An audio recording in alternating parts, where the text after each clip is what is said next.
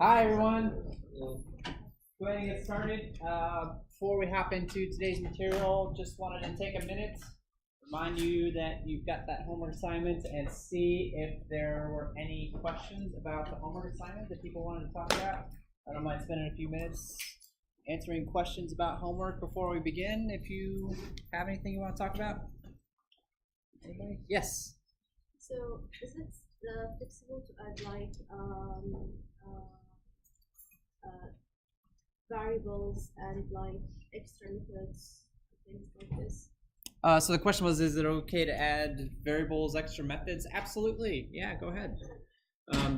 The only thing in the code that I really don't want you to mess with are the method signatures that already exist. If you change those, then all the tests will break. So don't do that. But you can add any additional methods that you need to get the job done, any variables, do whatever you want to accomplish the task.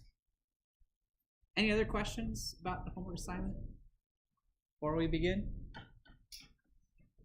Okay. I believe you still have, what is it, at least a week to get that done? Maybe a little longer?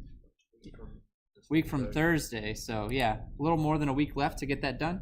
Again, just as another reminder, I have office hours tomorrow all day, basically. Now that kind of depends on whether I can get out of my house and get my car started.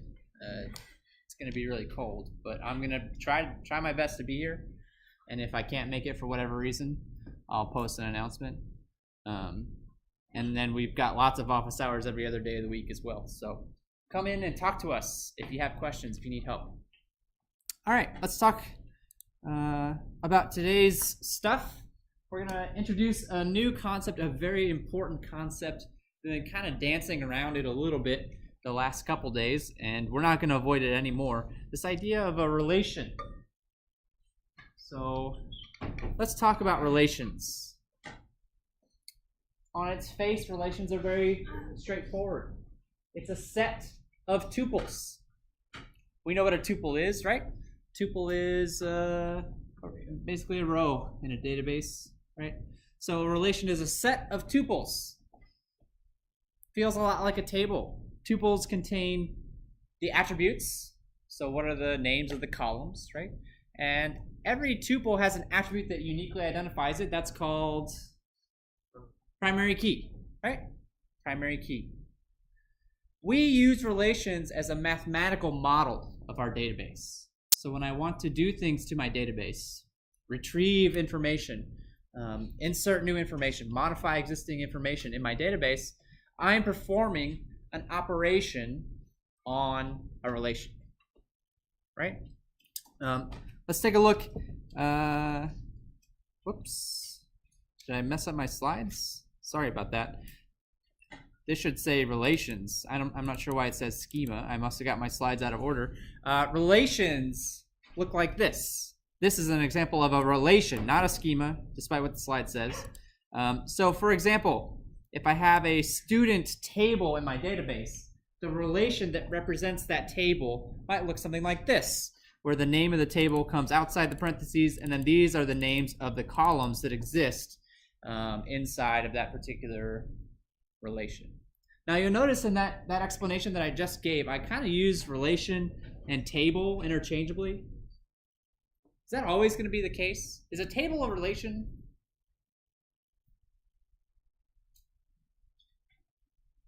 The answer to that question is yes. Tables are relations. But what about the opposite? If I flip them, are all relations going to be tables? Can you think of when we might need a structure of attributes with tuples that isn't necessarily a table? If I write a SQL query, select from blah, blah, blah, and I run it, what do I get back? A relation. It's a set of tuples, right? It's a set of rows. I get a relation back. What happens in between, right? I start with my tables. I perform some operations on those tables to get to the results that I desire. In between, there's a bunch of intermediate steps, right? Sometimes I am removing columns because I don't care about those columns. Sometimes I'm removing rows because I don't care about those rows. Sometimes I'm taking two tables and I'm combining them together. It's called a join. We haven't actually talked about joins too much yet, but we will very soon. It's coming up, I believe, on Thursday. Right? All of those intermediate phases are also relations.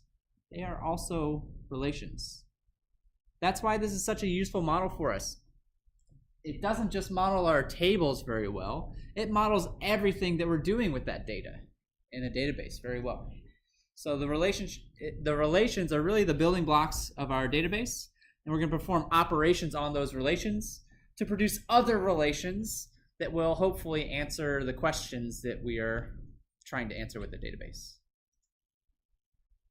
Anybody have any questions about that? So what you see up here is the mathematical representation of a relation. Let's talk about tuples. I know we've already been talking about tuples quite a bit. You're probably sick of talking about tuples since you used them on homework 1.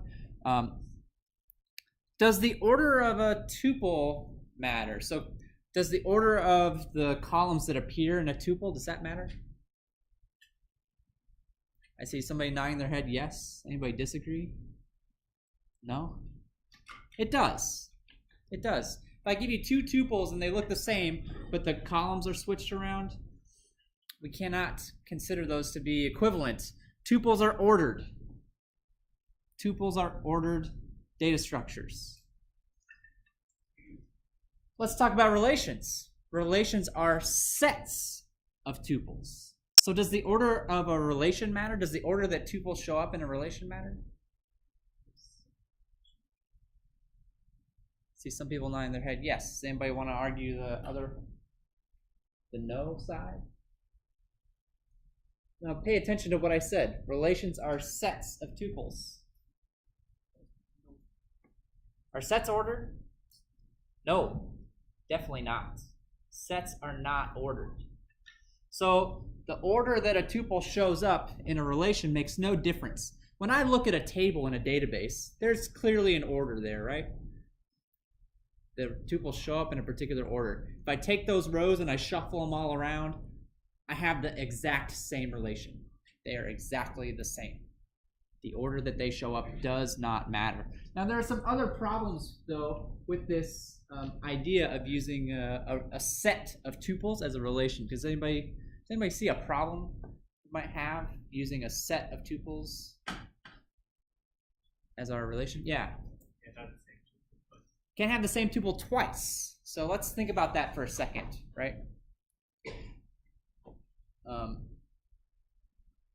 Are we ever going to run into a situation in a database where we want to have the same record show up more than once? Is that even possible? Can I write code in a database to have the same exact row and the same exact table more than once? Is that possible? I guess I would think it might be based on your query string, like if you have more than one condition, like say where first name equals starts with J and where last name starts with W, I couldn't go through all at once and first assume all the first names and then W, and then so you could end up with double entries there. Yeah, so I think I kind of understand what you're getting at. We have to remember, so I phrased the question as tables, right? And to get two identical rows in the same table, I think it can be done, but you're very, very rarely, if ever, going to see it. Why am I very rarely going to see two rows the same in a table? Primary key is going to stop me from doing that. But remember, relations are not just tables. Relations are also the result of a query and the intermediate steps of computing the results of that query, right? So is it possible that I might see duplicate tuples in that sense? And the answer there is very clearly yes. We can use the name example that was just pointed out to illustrate that. What happens if I don't care about the primary key in my results? I just want the first and last names of all the employees in the database, right? Don't tell me their employee ID number. I don't need that information. I just want the names. It's very likely that there are employees that have the same first and last name.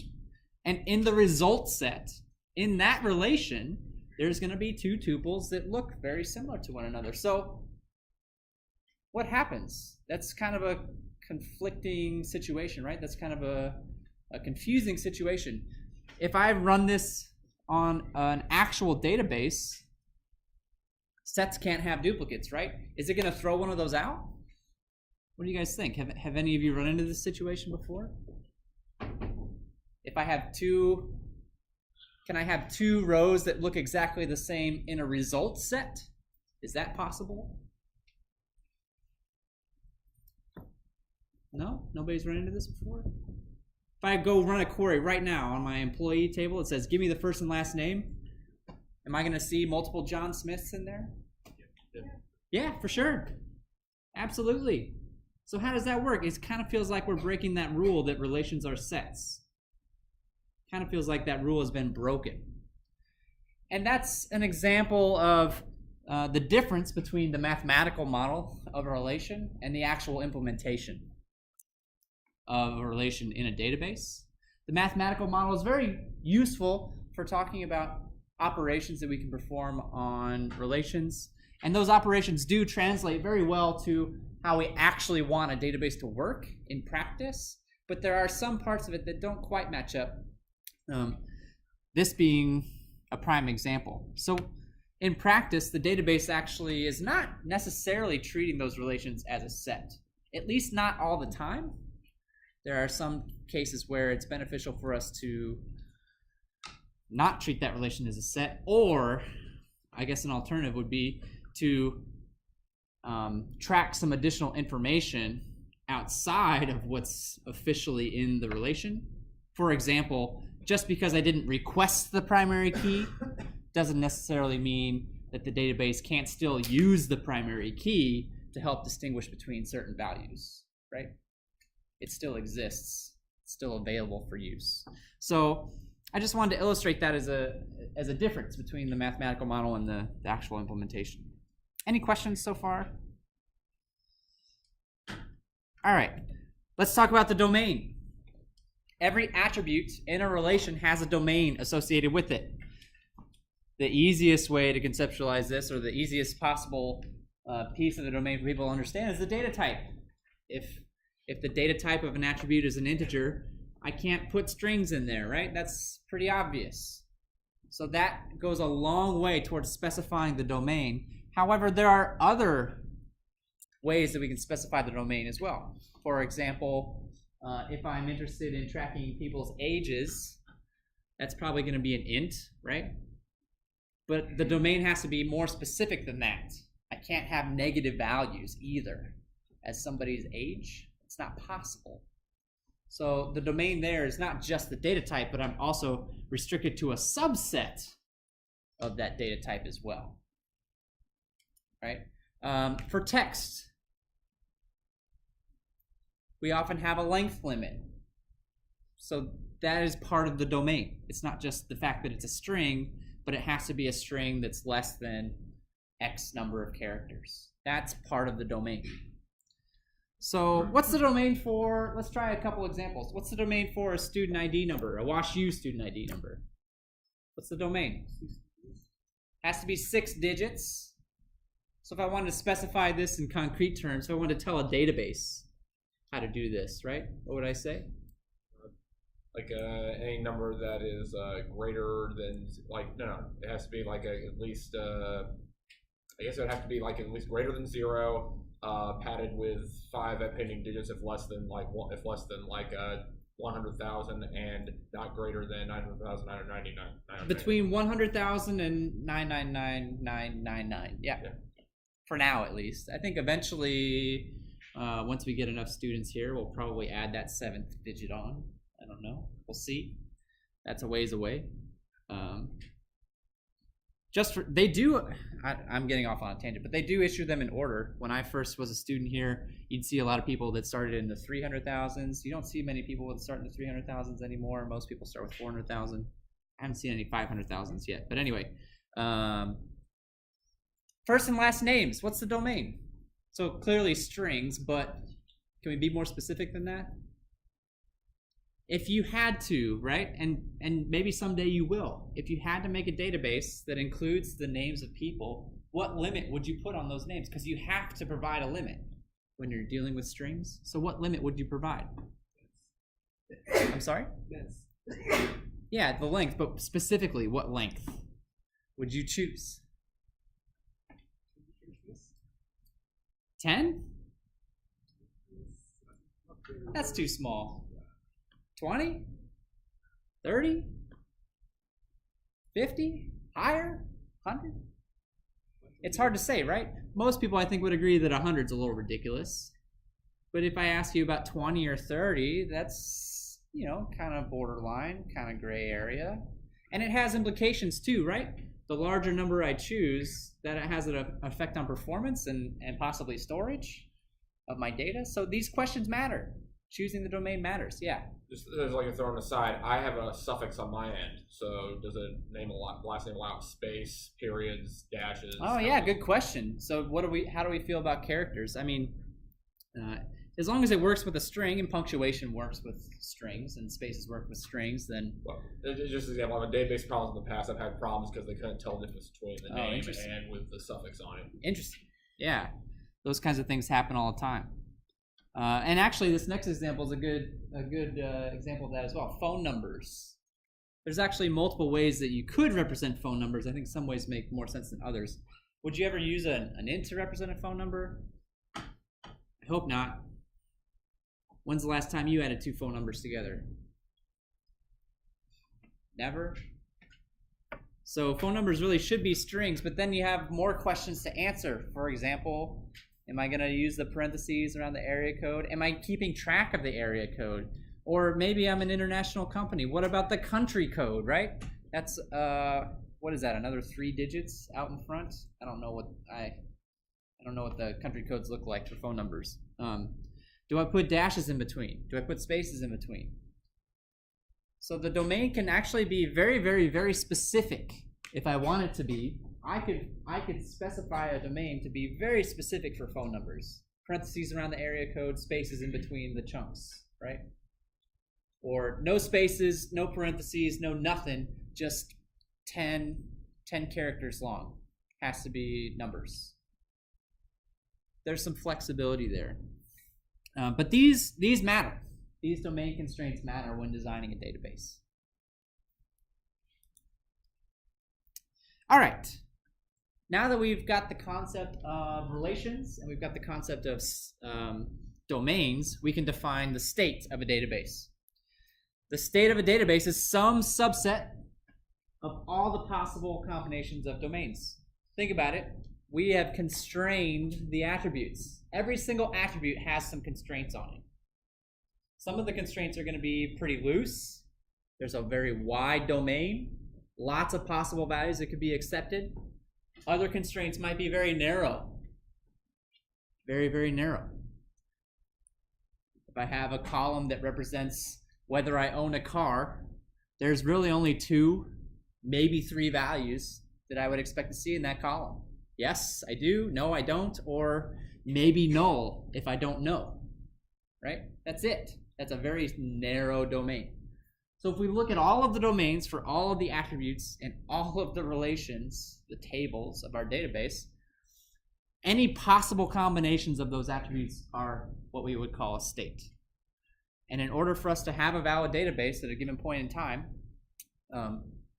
our state needs to be made up of some combination of valid values within the domain, within the domains, plural. So let's do another little exercise. I'm going to give you a few minutes. Shouldn't take you more than a couple minutes for this one. I'm not going to explain what this stuff with the parentheses and stuff is because we already talked about it. I'm going to let you take a minute, see if you can figure out what's going on in this particular schema, and then tell me, answer these 2 questions. What's the possible domain of the entire relation, and then how many possible states are there in this particular relation? It shouldn't take you more than a few minutes. I'm going to do a lap. If you have any questions, flag me down. We can have a chat.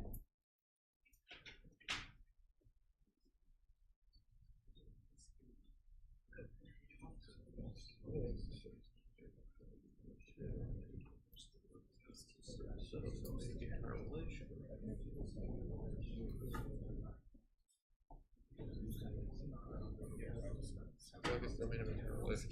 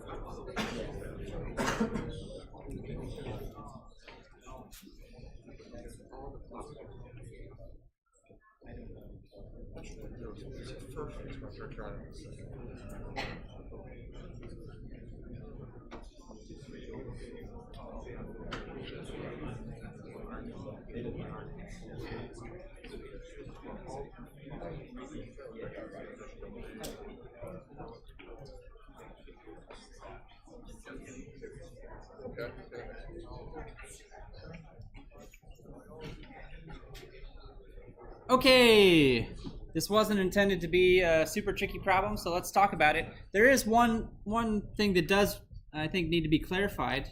The first question actually asks you, what's the domain of the entire relation? Whereas the domains up above are not defined in terms of the relation, they're defined in terms of the attributes. So how do we define what the domain is of an entire relation then? What would that look like? Domain of an attribute, I gave those to you. It's pretty straightforward.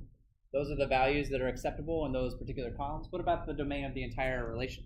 Yeah. Would it be dome parentheses R? Dome parentheses R? Well, more specifically, what would the domain be? I'm just going to wild guess. 1, 2, A, B, C. 1, 2, A, B, C. That, okay. I see where you're going with that. So all the possible values that I might expect to find in this relation. Really, though, it's going to be all possible combinations that I might expect to see appear in a particular relation. The domain of the entire relation depends on the domains of the attributes, but it also depends on how those domains can be combined with each other. So 1A, 2A, 1B, 2B, 1C, 2C, right, would be the domain of the entire relation, which also answers the second question. How many states? 6. What if I allow nulls? What if I allow those values to be null? Then how many states?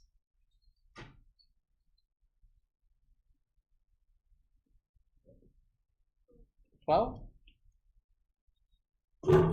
Sounds right. 12? So then the domain will be 3 values for the first column and 4 values for the second. 3 times 4 gets us 12. Right? Any questions? Yeah. If a state is the relation is a subset of all possible combinations, wouldn't the possible states be like a superset? I'm not sure I understand. So the state has to be. All right. So I've got 1A, 2A, 1B, 2B, 1C, 2C. This is a state. 2A is one state that is acceptable for this particular database to be in. Okay, so it's not really a subset. It's kind of just like one element of all the possible elements that it could be. I guess I'm a little confused on of all the possible combinations of domains. So this element is a subset of all the possible combinations that could exist. Right? Yes? If we were answering this on like an exam, should we just use like set notation? Sure, you can use set notation, absolutely. Not a problem. Any other questions before we move on?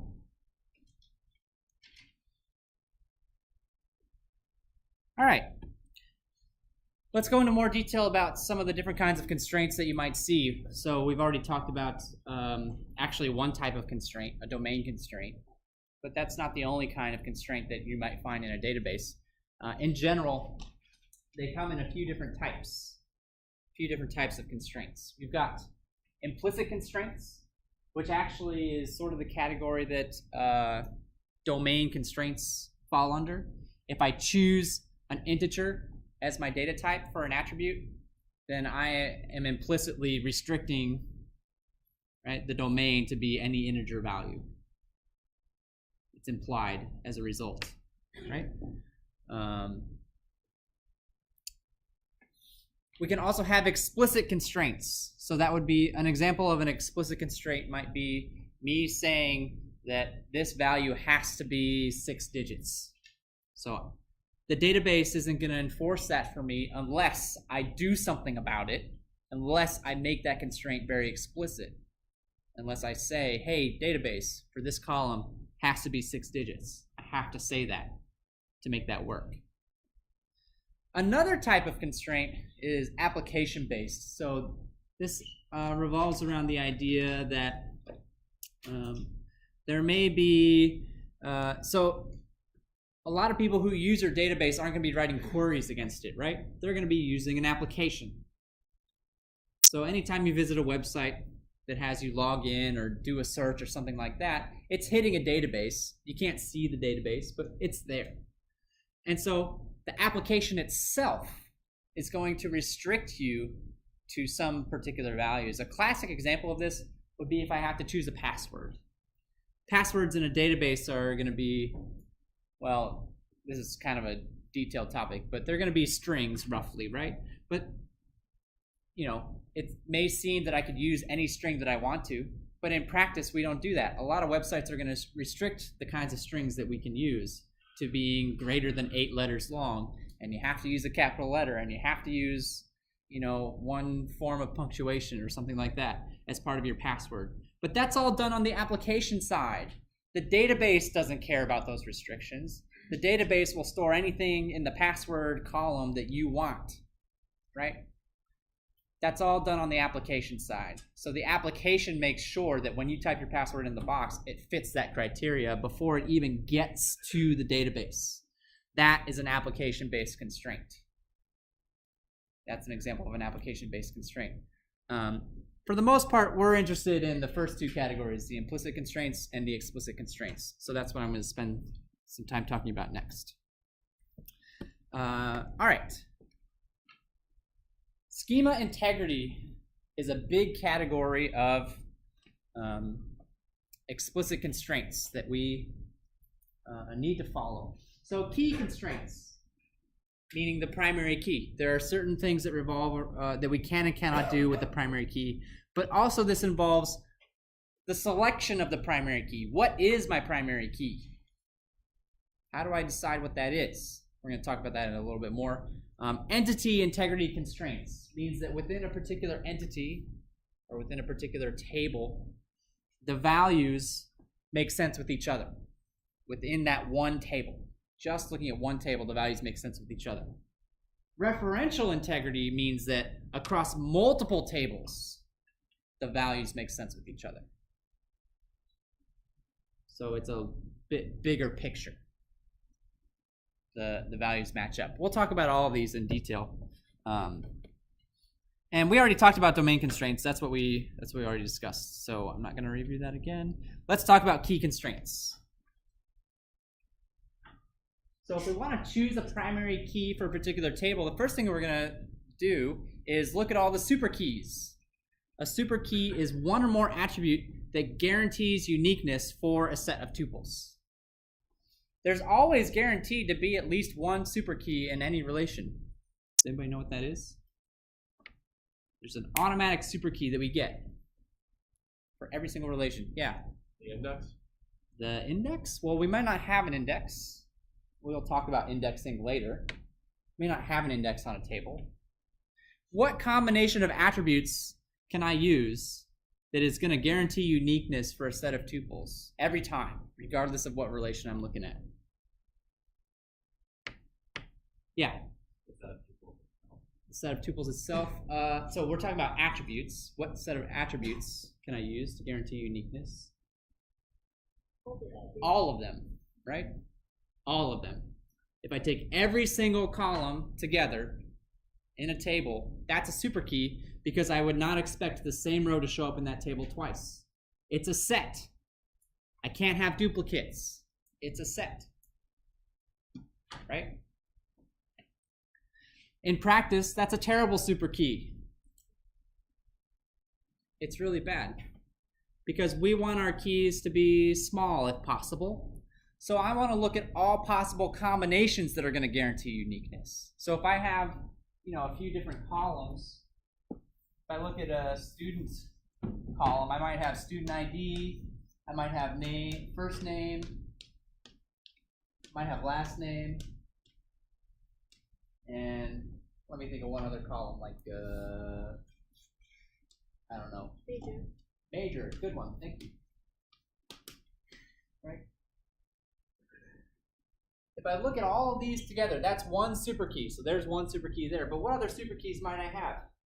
The student ID combined with first name and last name. Would that be a super key? Yeah, for sure. What about student ID combined with the major? Would that be a super key? For sure. What about the major and the last name? Probably not. Major, last name, first name. So you can kind of see the theme. Anything that I combine with this is probably going to be a super key, right? Because we're assuming that that is going to be unique, relatively unique. It's not always that straightforward, though.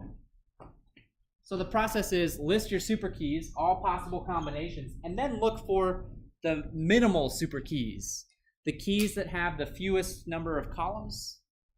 So for example, if I look at the first example that I said, which was student ID, first name, last name, if I remove last name, I just have student ID, first name, it's still a super key, right? So that was not a minimal super key. And actually, I can keep going. I can remove first name as well. And it is still a super key.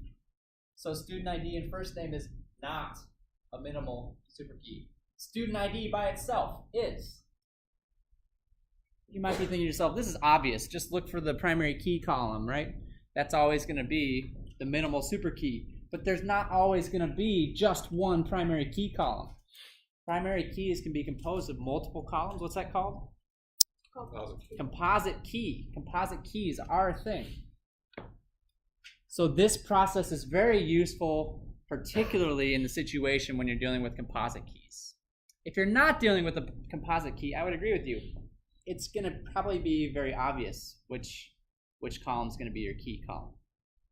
In fact, we could take that one step further. If we use the technique that I was talking about in class on Thursday, then this process almost becomes obsolete.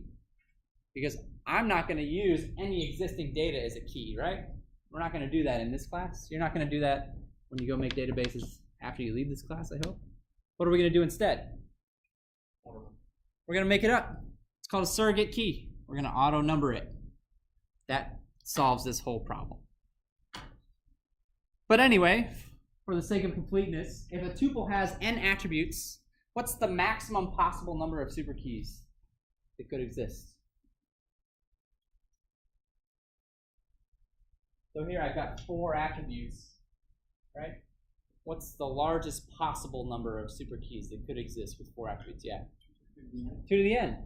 So there are 2 to the n possible. Now, in practice, there's probably not going to be 2 to the n. In this case, there's not 2 to the n superkeys, right? But there could be. There could be. So just do something like empty set. Empty set, yep. Yeah. So Empty set I would include as a possible superkey. Yes. Because how empty possible?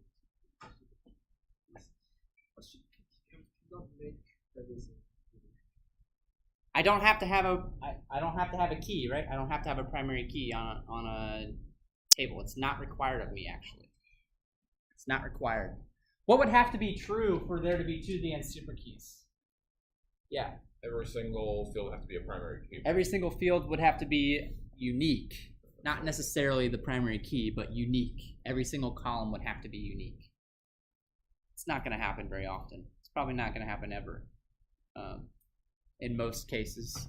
Okay, let's move on. So from those candidate keys, from the minimal super keys, we need to choose a primary key. We always are looking for the smallest one, right? The key with the fewest columns involved. So if I have one that clearly has fewer columns than the rest, my job's easy. But I might have a situation where I've got more than one possible candidate. So I've got two keys with the same number of columns in them, in which case we have a decision to make. How do we narrow this down? How do we decide one possible candidate key over the other? And really the answer to that question is context. What do those attributes represent? Are there any security implications behind using those attributes as the primary key or not? Right? There's not always going to be one right answer for that. So that's an example of key constraints. Entity integrity was the second one on our list. This is probably the easiest one that we talk about of all the integrity constraints. The primary key cannot be null. End of story. That's entity integrity. If your primary key is not null, then your relation has entity integrity. In fact, all database implementations that I'm aware of will not allow you to have a null primary key. It's not possible. So entity integrity is not really anything that we necessarily need to worry about in practice. Before I get to the last type of integrity, a brief detour into schemas. Schema has two parts: a set of relations, where a relation is a set of tuples, right, with defined attributes. And then schemas also have a set of integrity constraints.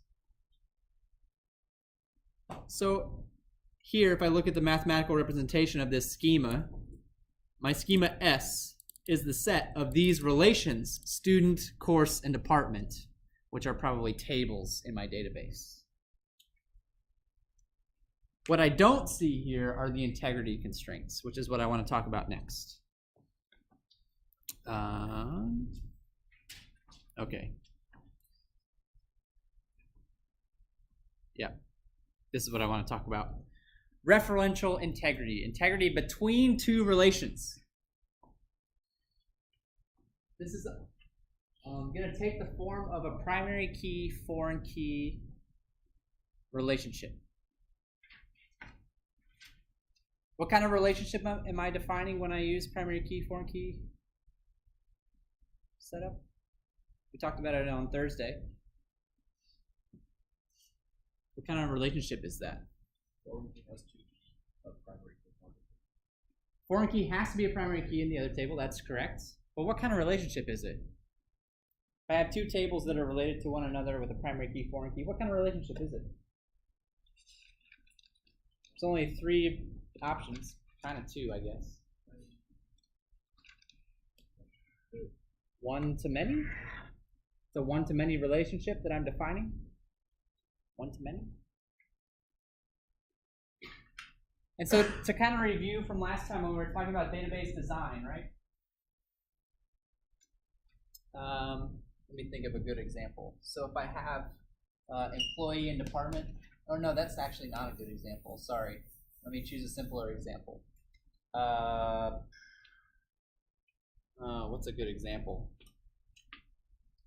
Student and course. Well, student and course is a little complicated as well, actually. How about department and course?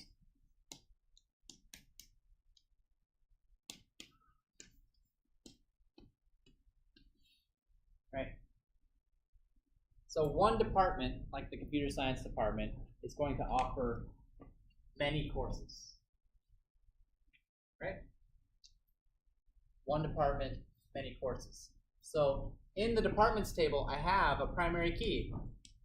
Call it department ID. What am I going to see in the course table?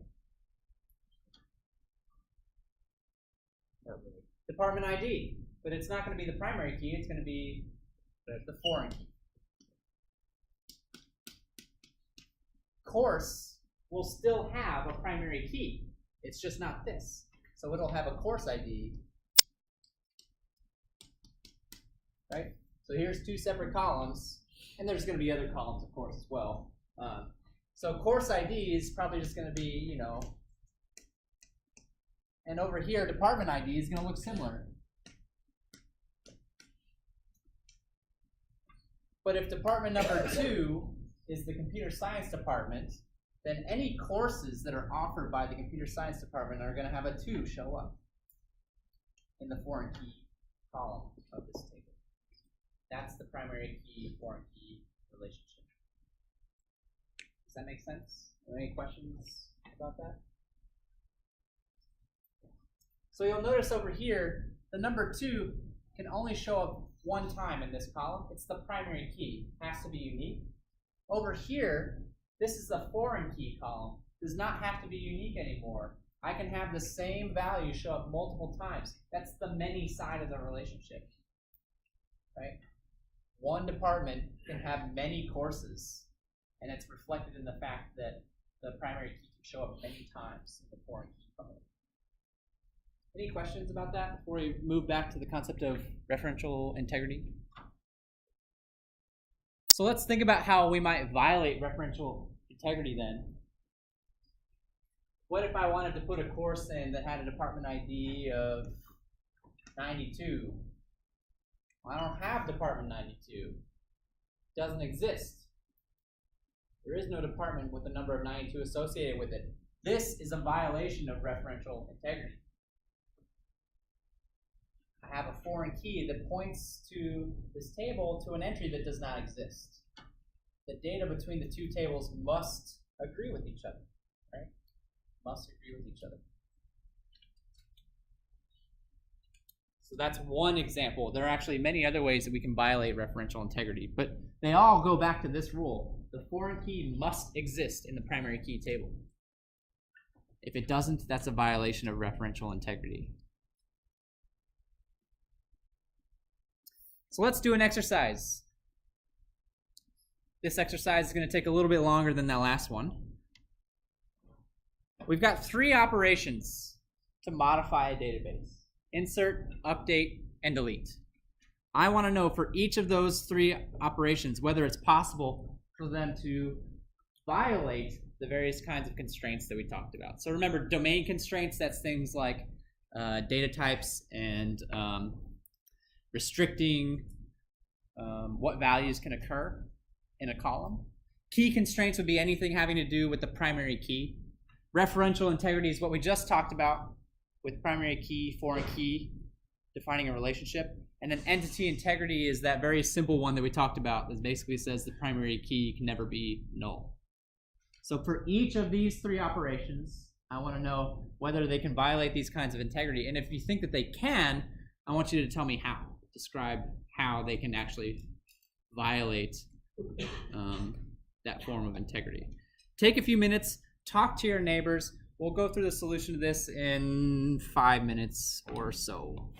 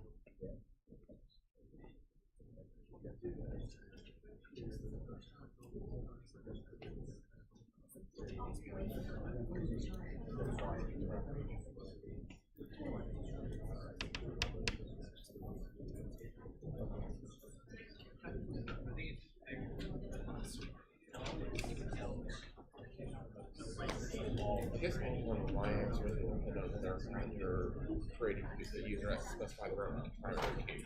If we do that, then you can make our short key themselves. But if it's one of those surrogate keys, then I think of protecting against a lot of stuff. Okay.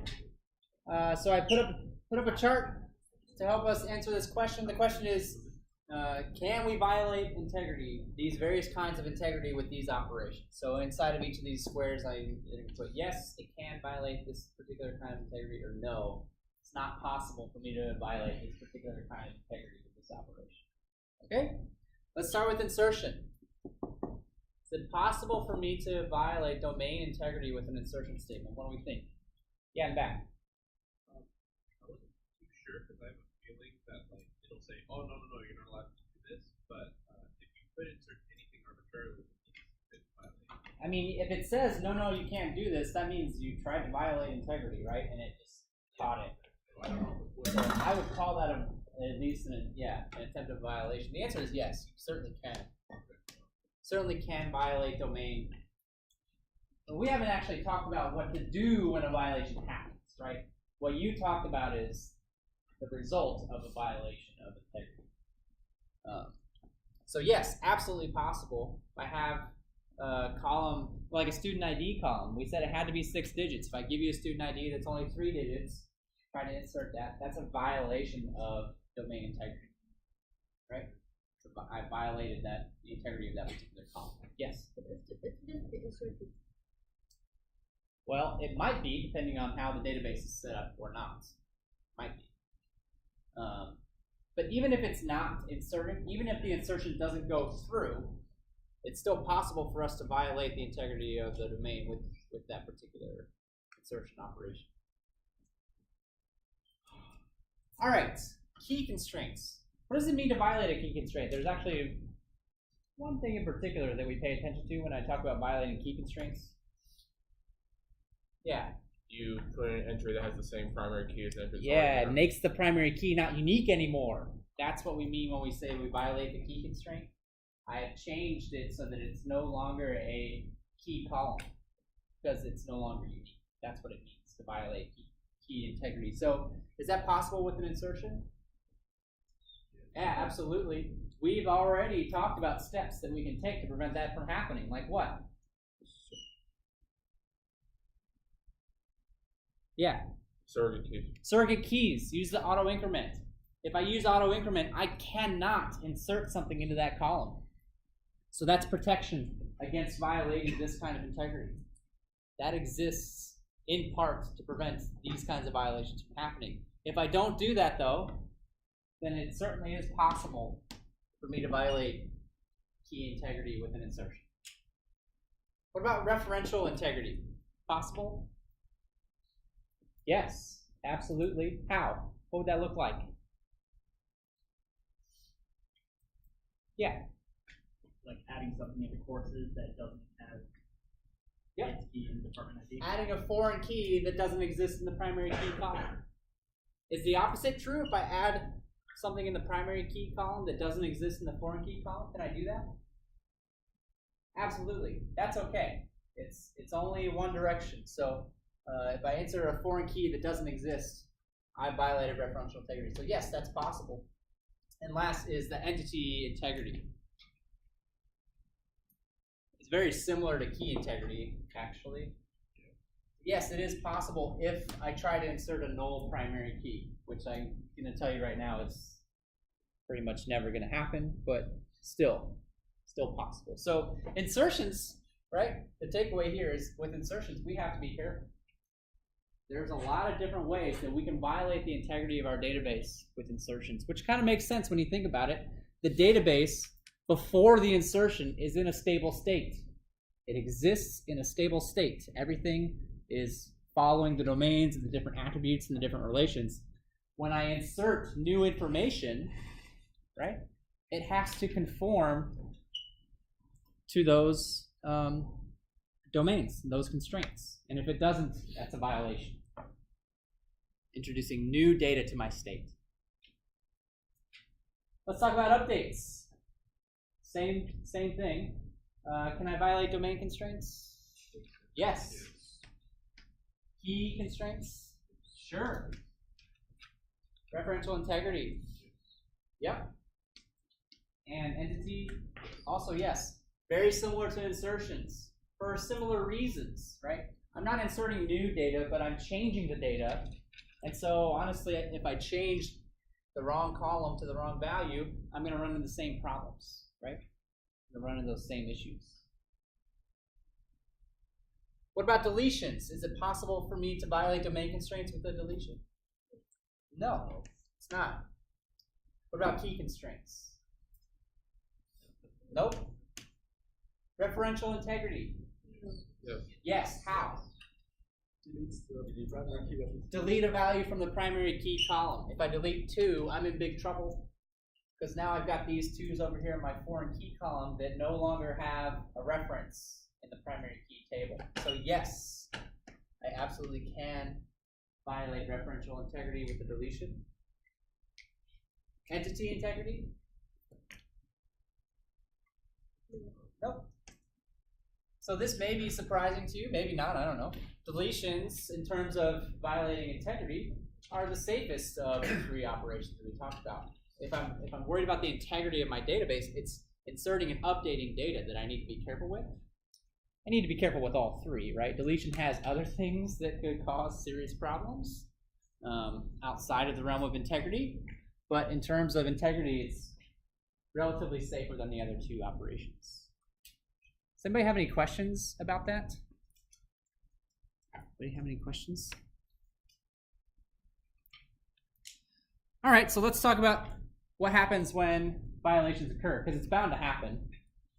We're going to violate the integrity of our database sooner or later. So what should we do? We've already kind of touched on this a little bit. It really depends on what operation I'm trying to perform and what kind of integrity I'm violating, right? So let's start with insert. If I try to insert a new row and it violates some of these integrity things, what are our options for handling that violation? Somebody already said one option, which is to just flat out reject it. Say, nope, I see that you tried to do this. That would be a violation of integrity, so I'm not going to allow you to do it. Is there another option? Is there another way we could handle that situation? Yeah. You could have like the default value. Default values. So Yeah. entity, for example, when we're to violate that, Yep. auto increment something. If I try to put a bad value in and say, well, all right, you tried to do this, it doesn't work, but I want your insert to go through, so I'm just going to replace this bad value with one that I know is good. So we try to correct the record. This is oftentimes not the most desirable way of handling insertion violations, but it depends on the context. It depends on the database. It depends on a lot of factors which route you choose. I think most of the time you're going to see the insert's just going to be flat rejected. Updates are very similar to inserts, so kind of the same idea, right? If I try to perform an update that's going to violate integrity, I can either ignore it, just say, no, you can't do that because you violated integrity, or I can try to reset the value to something that's going to be correct. Although this time, I always have the option of keeping part of the update and just rejecting the part that doesn't match the integrity, right? It's not an all or nothing with update. With insert, it's kind of all or nothing. I can't just insert part of the values and ignore the other parts. I have to insert a value for all the attributes. But for update, I can reject some columns maybe and keep other columns from the update.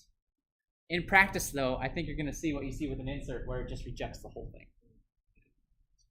Deletion, we have some other options available to us, actually. Remember, the only thing we're concerned about is referential integrity. So we do have the standard, just don't do it, right? But there's another thing that we could do. Let's say I really, really, really, really, really wanted to delete department number 2. I just really want to do it. What could I do to make sure that that delete is okay? Does not violate integrity. Yeah. Delete all the courses associated with the department. Delete everything from the foreign key that matches. Yep. We call that a cascading delete. Cascading delete. The delete cascades from one table to another table based on that relationship. That's actually not an uncommon thing to see that happens. It's also perfectly common to see that delete just get rejected flat out. Can't do that if you really want to delete this database. So they force you to do the work yourself, basically. If you really want to delete row number 2, then you got to come over here and delete all the courses first, or change them, or whatever you need to do, and then I will let you delete row number 2. That's also a very common way of handling the situation. Yeah. What are we going to do? Tuple or attributes? I'm sorry? Are we going to delete the tuples or the attributes? Delete the tuples. What is delete? What am I talking about deleting here with this operation? A tuple, an attribute? Tuples, deleting rows. Inserting rows, updating rows, deleting rows. Yeah. You actually can delete attributes from a table, but that's a different operation altogether. That's actually a much more potentially dangerous one. That since you're actually manipulating the schema at that point, you're actually changing the way that data is defined in your database. Still possible, but a much more drastic operation. Great question. Any other questions? Any other questions? So let's talk about enforcement then. Some things will be enforced for you by the database. the key constraints, right? If I mark a column as a primary key, key constraints are enforced for me by the database. The database will not let me screw up the integrity of my primary key. There is no database that I know of that will let you screw up the integrity of your primary key. I suppose maybe you could go in and find some option somewhere in the database that will let you do that, but it would be very strange, right? A lot of databases these days will not let you violate referential integrity either. There's already constructs built in to prevent you from violating referential integrity, or at least catching it, right? Making sure that that operation doesn't go through. And same thing for entity integrity as well. So these types of integrity constraints, while certainly important, while we should be aware of them, modern databases are going to catch a lot of these. They're going to catch a lot of them. These are a bit trickier. For the data types, right, the database is perfectly capable of determining whether something's a string or an int. So we don't have to worry about that. But if I have more restrictions on my domain, like it has to be 6 digits long, the database doesn't know that it has to be 6 digits long unless I tell it has to be 6 digits long. So the question is then how? How do I tell the database about these domain constraints that I want to enforce on my database? And one answer, not the only answer, but one common way of handling that is called a trigger. It's called a trigger. So here's an example of creating a trigger in a SQL database. Let's go through this. Create trigger. I am then giving this trigger a name. Basically, the name is implying that every student ID has to be positive, has to be greater than 0. These next two words are important. I have to decide what operation the trigger is going to work with. So insert, update, delete. And I also have to decide when that trigger is going to run. Is it going to run before the insert happens, or is it going to run after the insert happens? And that choice has a big effect, right?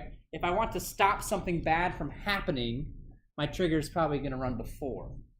If I want to try and fix something bad after it's happened, make corrections, then I can have my trigger run after the particular operation, go back to see if there's any bad values and try to fix them.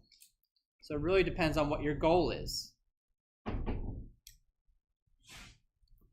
And then I'm specifying the table that I want this trigger to be active on, the students table in this particular example. Okay, now we have a for loop. This is how SQL does for loops. It's a little bit misleading because this particular for loop would really only work inside of a trigger. It does not make sense outside of the context of a trigger. When I say for each row, what I'm really saying is for each row that is about to be inserted, right? Not each row that's in the table, each row that's about to be inserted into the table.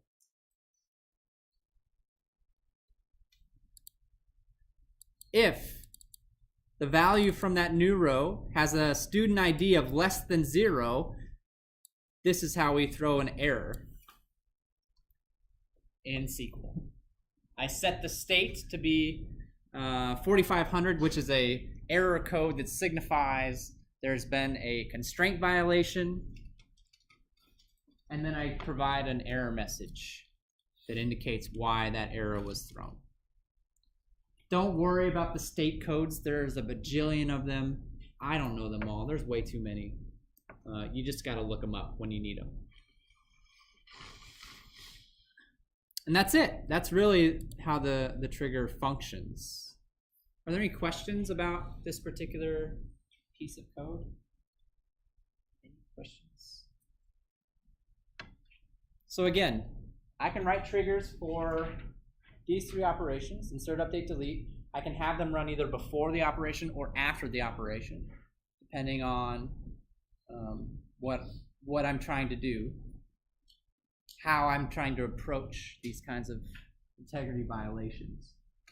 And then oftentimes they're going to include a very similar structure to this, where I loop through all of the rows that are going to be affected by the operation, and then decide what to do if I detect that something is wrong. Now, earlier I mentioned that referential integrity is mostly handled by the database these days, and that is true.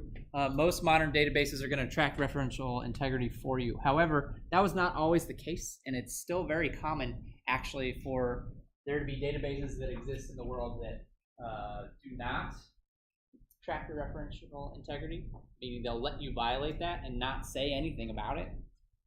They'll just let it happen. In fact, it used to be the case when I was in school 10 years ago or so, that we had to write triggers to track this as well, to track referential integrity. That's less common these days. I still like to bring it up, though, because there are lots of old databases in the world, I bet you can believe that, where those kinds of things still exist. Triggers to check referential integrity still exist on older databases. So you might see that if you're working with an older set of data.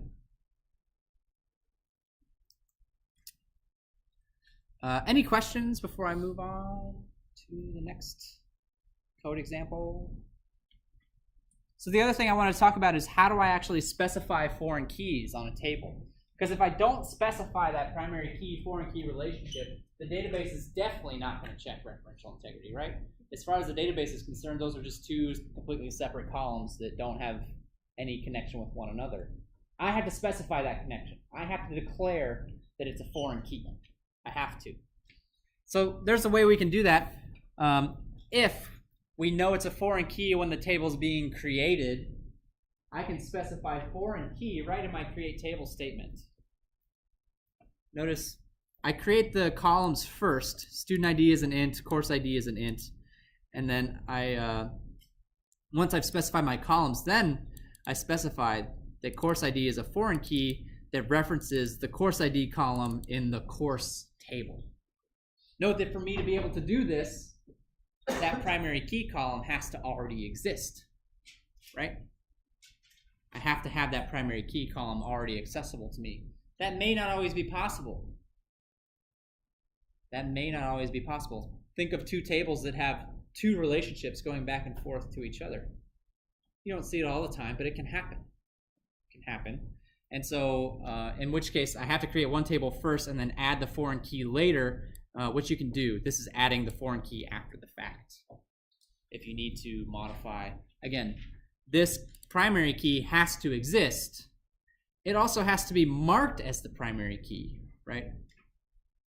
I can't just point at any random column. The column that I'm pointing at has to be marked as a primary key in order for me to designate it as a foreign key. Yes? Can we have one foreign key corresponds to multiple primary? One foreign key corresponds to multiple primary keys. I believe that you can, yes. I'm trying to think of when you might want to do that.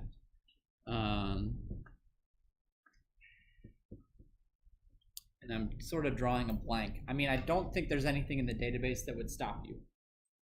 The data types have to match, of course, right? And it has to make sure that it maintains the referential integrity across both relationships now, not just the one. But as long as you can uphold those, I don't think the database is going to stop you. It'd be an interesting thing to try, though, and see what would happen. Great question. Any other questions? Any other questions?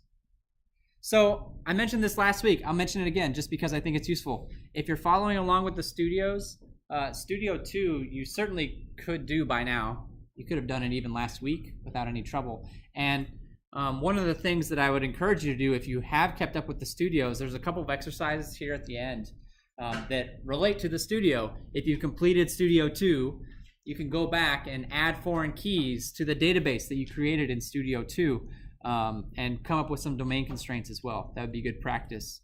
But I have an exercise for us to do with the remaining few minutes of class. We just have 8 minutes left, so maybe we can just do it real quick together as a group. Here's a database.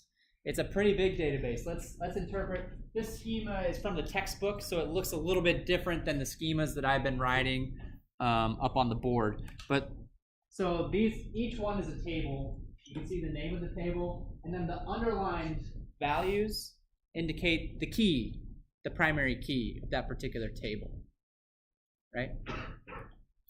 So the question is, I want to book a flight. I want to add a reservation to this database to book a flight. So think about, for starters, what operation I would have to perform to make a new reservation in this database, and then what constraints do I need to uphold as I perform that operation? What columns am I touching specifically, and what constraints apply to those columns that I have to be aware of if I'm inserting a new reservation? Well, I just gave away the operation. Whoops. We're going to insert a new reservation into the database. So let's talk about it. We got just enough time, I think, to talk about this. There's a table down here, seat reservation, right? I want to insert a new reservation. I'm taking a flight. So I know what flight number I'm on. Leg number is just a segment. I know what date it's on. I know what seat I'm going to be in, and then my name and phone number. So what constraints am I worried about violating by inserting a row into this table? Anybody see any that I need to be careful of? I have booked a flight. I'm going to insert a row into this seat reservation table. What else do I need? I'm sorry? Back seats? What? Oh, maximum number of seats in which table? Airplane type. I don't think the maximum number of seats is going to change, though, right? Even if I book a seat, there's still the same number of seats on the plane. I would think it. If it's full or not. Oh, if it's full or not. Thank you. Yeah, okay. I misunderstood. Yeah, absolutely. Is there room for me on the plane?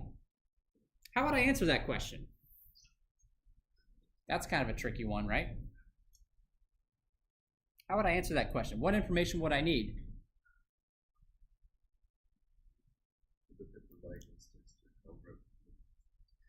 Number of available seats. Okay. So that number would go down. If I book a flight, that number would have to be updated. And what constraints would I expect to be on that column? Has to be greater than 0, right? Has to be greater than 0 at all times. So if me reserving would bring that column below 0, that's a violation of what kind of integrity constraint? Domain. That would be a violation of a domain constraint. Good. What else do I need to be careful of? So I have to know what flight number I'm on and what leg number I'm on, right? Are there any integrity violations we have to be careful of there? What are those columns? Flight number, leg number. What are those columns? Keys, but what kind of keys? They're part of the primary key because they're underlined, but that's not all. Oh, They're also foreign keys.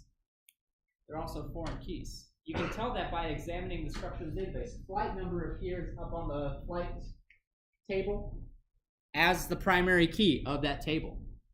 The name's not a coincidence. So this column is a foreign key into the flight table, right? Which means I have to make sure that I'm upholding referential integrity. The flight number that I'm inserting exists in that flight table. Same thing for the flight leg number.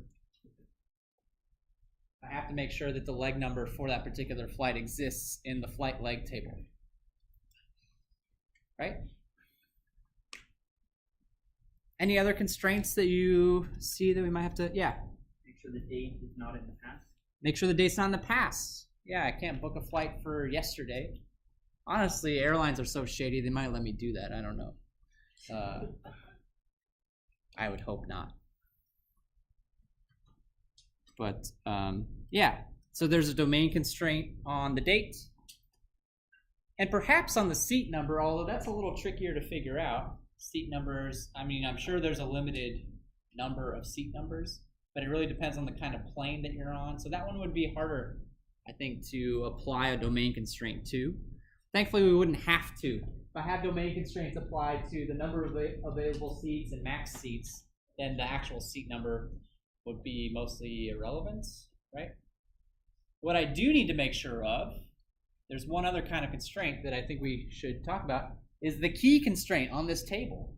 I have to make sure that I'm booking a unique seat on that flight for that particular day. I can't book a seat that somebody else already has. If I try to book the same seat as somebody else, that's a violation of the key constraint, because I would have two keys that are not unique. They're not unique. They'd be duplicates, and we can't have that. That would be a violation of key constraints. Good. I guess we're out of time. That's going to wrap it up. So if there are any questions, I got a few minutes. I can talk to you after class. Otherwise, have a good week. Take a look at Studio 2 if you haven't done so already. And we'll talk more about relations on Thursday.